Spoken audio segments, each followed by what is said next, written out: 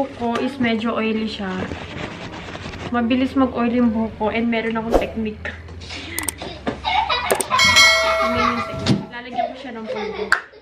Para hindi siya magmukhang oily. My dad broke. My dad broke. My dad broke. My dad broke. What's my leveling? My dad broke. My dad broke. Yaren!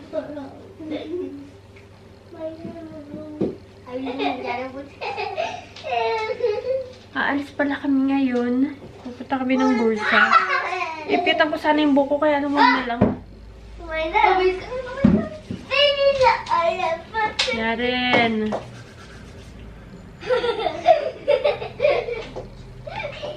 My hand broke. Ayan, mukha na siyang bagong... Mukha na akong bagong ligo. It's a fly! That's not the fly. You think it's a fly. Kaya pala sabi ko, bakit ang init? Naka-jacket pa ako. Ano lang kami, grocery lang kami ni Mama. Unti lang din na grocery namin kasi hindi na kami masyado nag-grocery ngayon ng marami. Since wala nga kaming rest, diba? Ang mga pinapamili lang natin yung mga kailangan namin for the day. For 2 days. Like ngayon, ang mga binili namin is yung uulamin namin for today. I got tissue. Wala na tayong tissue dito sa, kusina.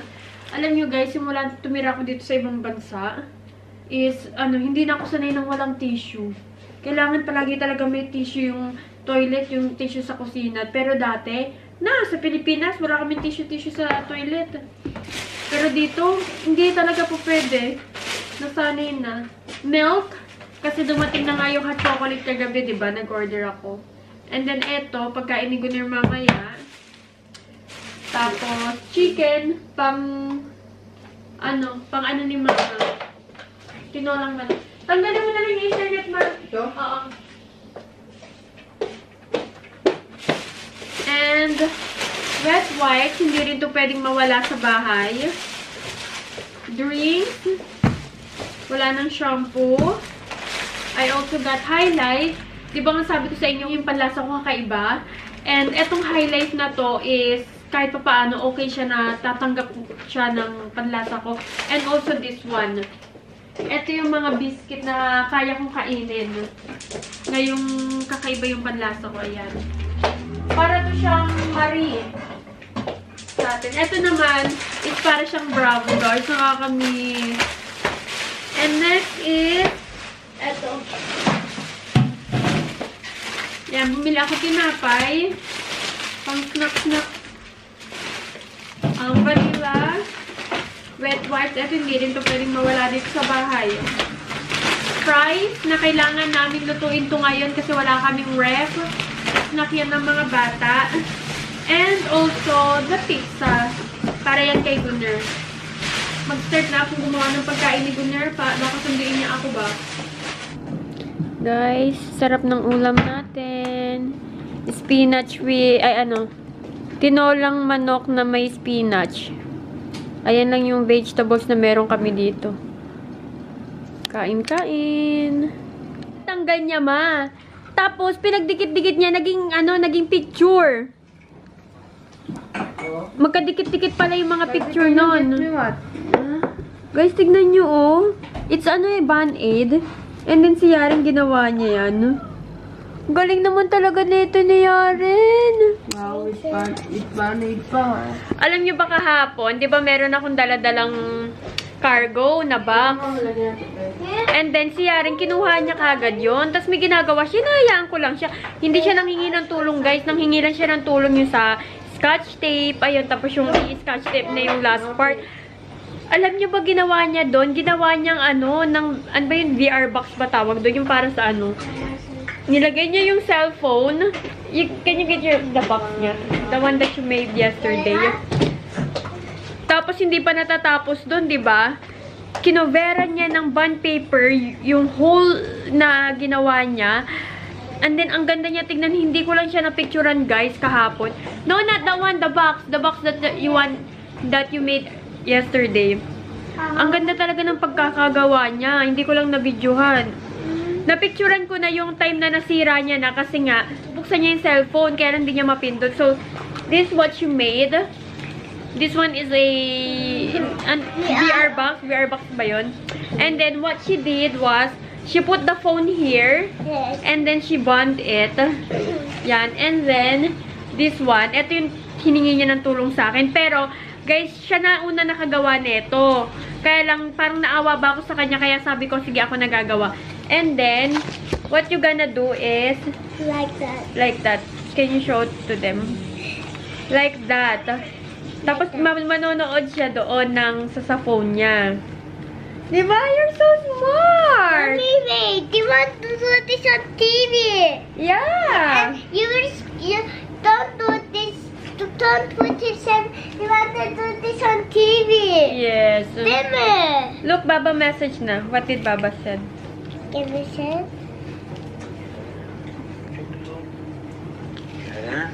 Çok güzel olmuş kızım. Nasıl yaptın sen öyle ya?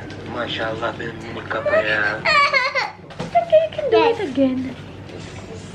Oh, you say ta siya rin, Baba. Baba, security. Bekle. Security. Baba. May dala si Gunner kagabi na sweet. Ayan. And ibibigay natin to kay Ate Clark since hindi naman mahilig yung mga tao dito ng mga Turkish sweet. Pero alam nyo, kung meron lang akong panlasa ngayon, I'm gonna eat this. Masarap to eh. Ano siya, para siyang cookies na binabad siya sa, as usual, sugar. Ano natin yun. Masarap to eh. Si Gunner din naman, hindi rin siya mahilig sa sweet. And as much as possible, guys, si Gunner, ayaw niyo kumakain ng sweet. Kasi bakit? Pag kumakain po si Gunner ng sweet, hindi niya mapigilan yung sarili niya. As in talagang, for example, manonood kami, di ba? Manonood kami, tapos kumakain siya, nasimulan niya na kumain. Girl, di na talaga siya tumitigil. Kaya hindi po, bihira lang siya kumain ng mga matatamis.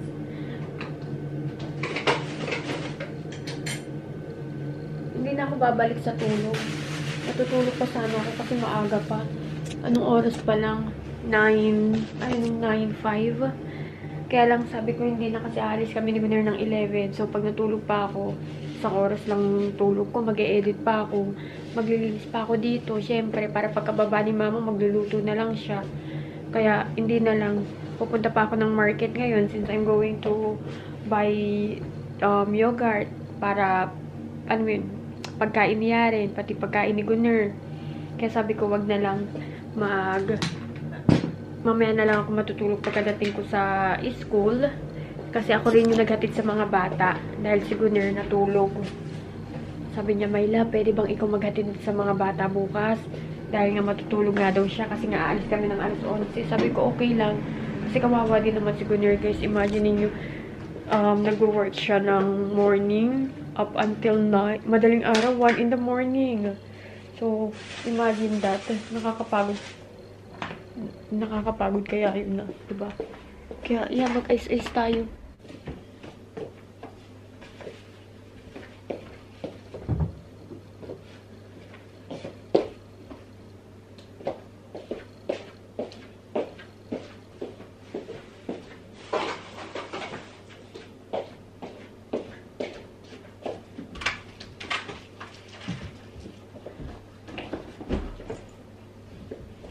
Si Nesta pumapasok sa school. Dito ako natutulog.